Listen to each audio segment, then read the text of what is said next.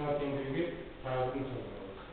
Мысалға, 3 минус 7х бөлінген 2х плюс 4 тең 1,5 минус 3,5х бөлінген 2х плюс 2. Енді бұл теңдеуді шешу үшін біз ортақ бөлімді табуымыз керек.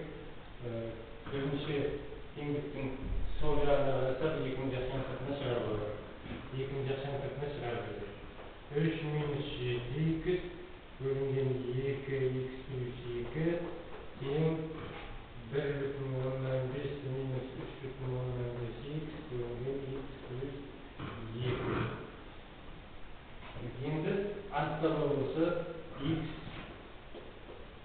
тең емес минус 2.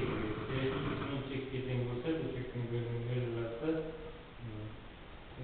мәні болмай қалады. Есептеу бойынша. Енді ортақ бөлімге келтіру үшін біз теңдіктің екінші жағын тек 2-ге көбейтеміз. Сонда тағы жазамыз.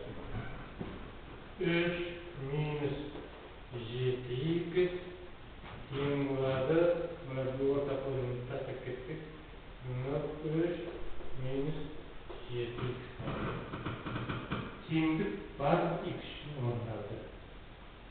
Теңдік барлық х үшін орындалды.